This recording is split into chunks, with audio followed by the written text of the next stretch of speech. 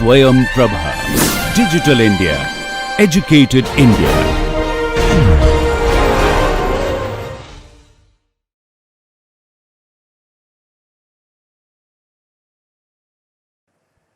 Objective function at that point, and then we are obtaining this as the second order derivative. We need to do the inverse of it. So once we do the inverse of this particular matrix, we are going to get this particular value, and then we need to find out the next point. So in the next point we have to use the previous point, which is 2 1 minus lambda 0, the inverse of the Hessian matrix or the second order derivative of the objective function at the point x0, and that is to be this, and the first order derivative or the gradient. So this is going to give us this particular point.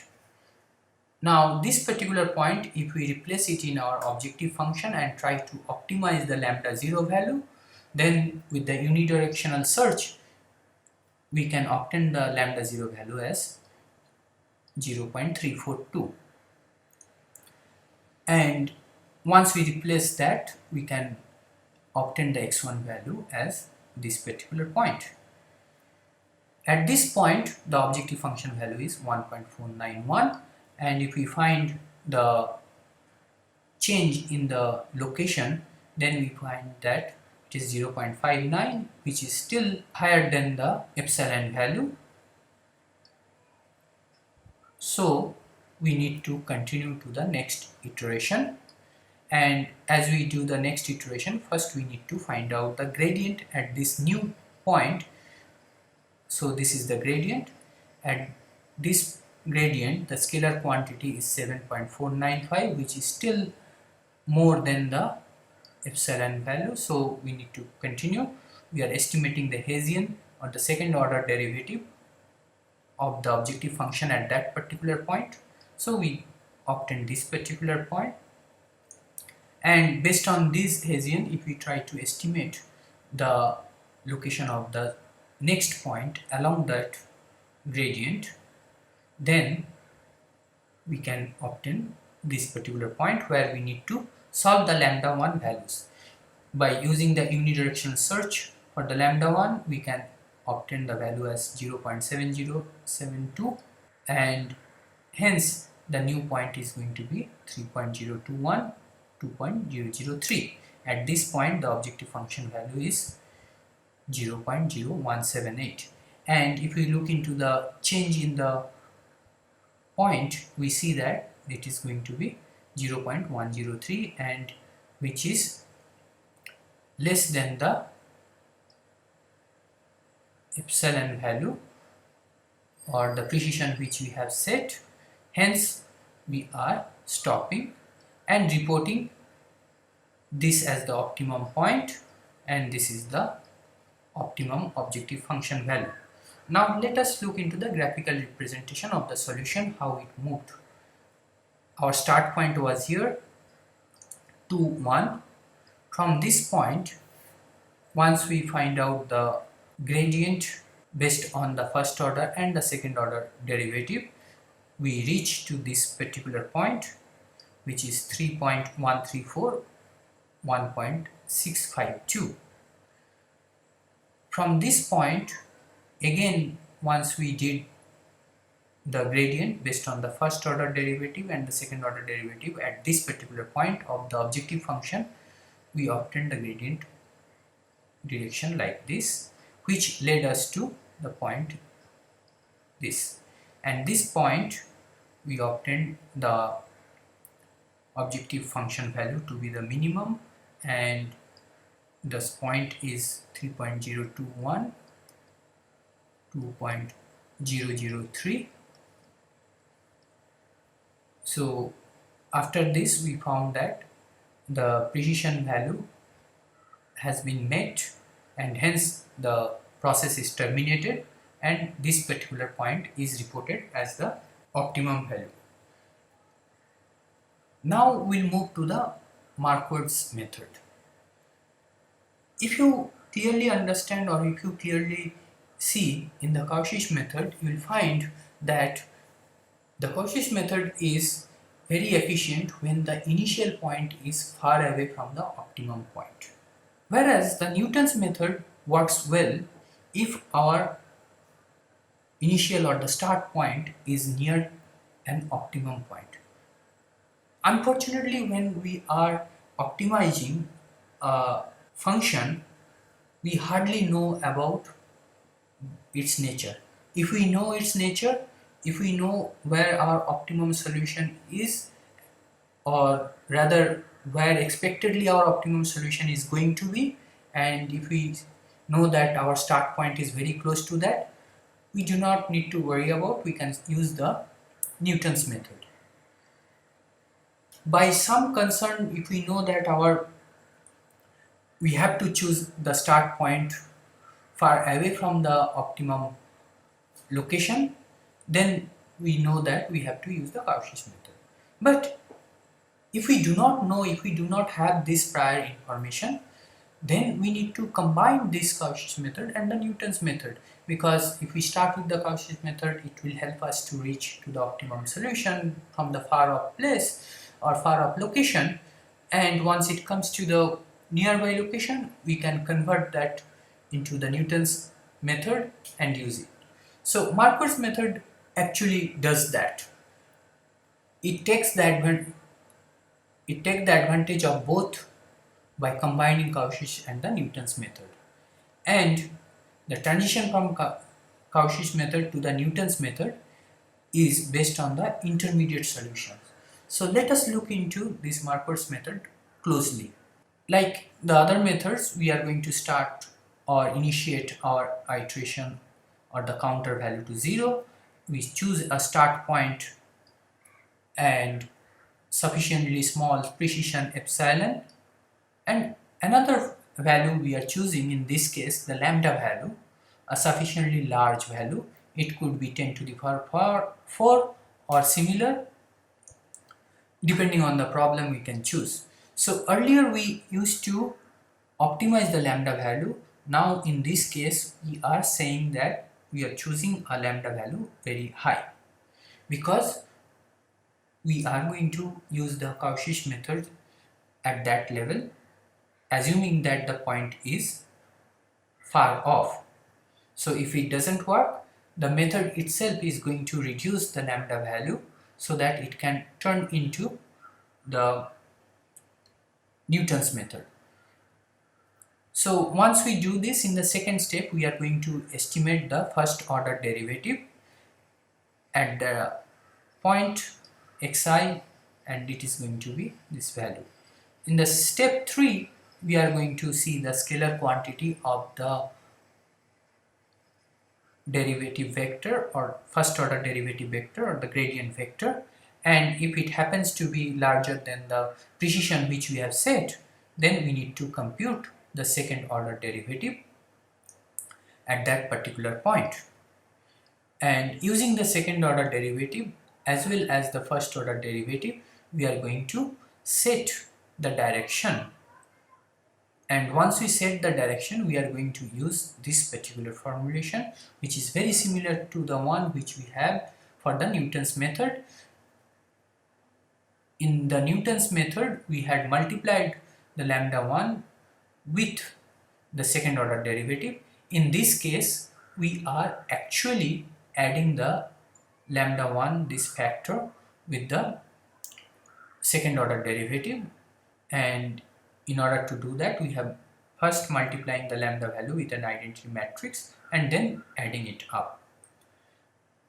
Then based on this new direction or new point, we are going to estimate a point, next point, which is xi plus 1, by adding this direction with the previous point.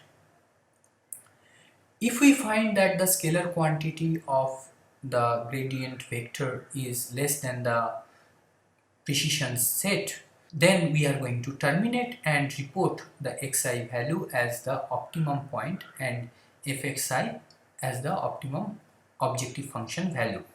So once we find the new point, Then we move to the step 4. So in this step 4, we need to compare the objective function value of the new point and the previous point. If we find that the new point is better than the previous point, then our search direction or the search is successful, so we need to further go ahead in that direction. And as we go in that direction, we are also going to reduce the lambda value, because we are reaching closer to the optimum solution. So we reduce it and we are going to go to step 2. If we find that the new point is not good, so we need to again find a point which is further from the present point, and for that reason we are increasing the lambda value to 2 times of the lambda which we had earlier. And then we go to step 3. So step 3, we are going to find the new point based on this new lambda, and then we see how it is working.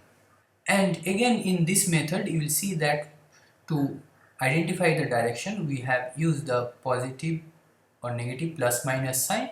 So we use the negative sign to find the minimum objective function value and positive sign to find the maximum objective function value. Now let us look into this algorithm through an example. So in this example we are using the same objective function where we are going to minimize that, and which we are going to start from 0 and 0. We set the precision to be 0.5 and we are choosing high lambda value as 100 in this case. So at this initial start point we find out the gradient vector, which is this, and the scalar quantity of the gradient vector, which we find that is greater than the epsilon value. So we go for the Hessian matrix of the second order derivative. So this is the Hessian matrix at that particular point, and then we are finding out the direction based on that. So once we do this, we are going to get this particular point. So we do not need to optimize the lambda value like we did in case of Cauchy's method and Newton's method. Once we get this point, we add it with the initial point, so we get the next point, and then we look into the objective function value. Now the objective function value, we can see that has improved from the previous objective function value, so we can increase the counter by 1 from 0 to 1, and we need to reduce the lambda value by half. So now we are saying that lambda value is 50, and we start the next iteration.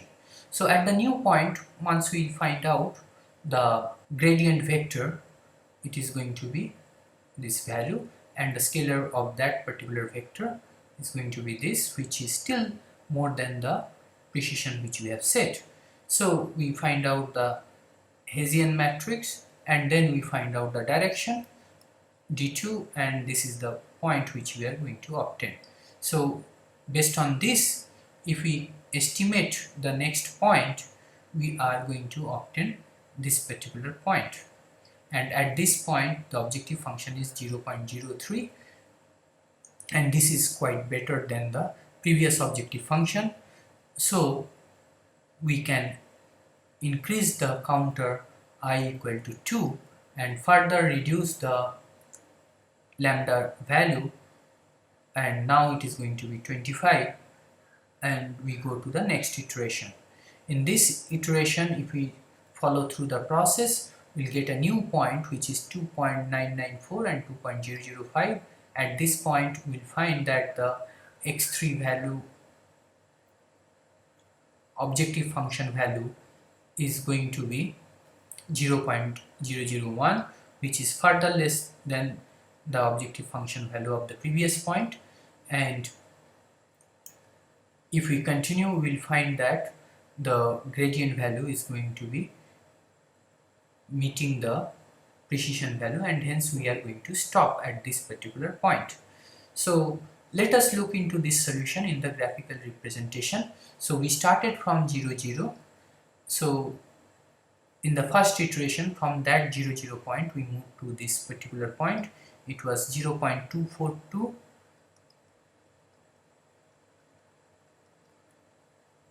0.297. From this point again, once we looked into the gradient, we reached to a point here, and from that particular point again, once we looked into the gradient, we reached to this point. The final point was 2.994 and 2.005. So at this point we found that the objective function value was 0.001, and hence we stop the process here. Let us compare the graphical solution which we have obtained in Cauchy's method and the Marquardt's method. So in the Cauchy's method, once we started from 0, we reached to a point which was far off from the actual optimum point, and then next we move closer to the optimum point. But in Marquardt's method, if you see, at no point we are off track from the optimum point. So initially we did move to some extent here, and from there we straight went to the optimum point, very close to the optimum point, and finally we reached the optimum point. In these methods we need to do the first order derivative and second order derivative, particularly in the Newton's method and Marquardt's method. So if we cannot identify, or if we cannot solve the second order derivative mathematically, we can always do it using the numerical methods, and this one we have discussed in case of the single variable optimization problem as well. So in the multivariable optimization problem as well, we can numerically estimate the first order derivative as this, and the second order derivative by using this. In this case we have to use sufficiently small delta xi value, which could be 1% or less of the point at which we are finding this first order and the second order derivative. So there is no need to actually do the derivative. In case if it is a continuous function, we can just use this numerical method to find out the derivative and use it. So today we learned about the three gradient based methods: Cauchy's method, Newton's method, and Marquardt's method. The three methods which we discussed today need to be applied according to the problem and according to the start point of the solution. As I had indicated, the Cauchy's method is applicable or efficient when the start point of the problem is far off from the optimum solution. The Newton's method is good when it is close to the optimum solution, or the start point is close to the optimum solution. We do not have to worry about the start point and its closeness or proximity to the optimum solution if we are using the Marquardt's method. But the Marquardt's method might require additional calculation or additional process. If we have the prior knowledge about the point, Cauchy's method and Newton's method can handle it properly. In the examples, you have noticed that the Cauchy's method and the Marquardt's method, we have used the start point 0 0 for the objective function which we tried to optimize. Whereas in case of Newton's method, we started the problem, or we used the start point as 2 1 rather than 0 0 to solve that particular problem. I would ask you to solve the Newton's problem using the 0 0 as the start point, and you realize that the Newton's method is leading us to a different solution for this.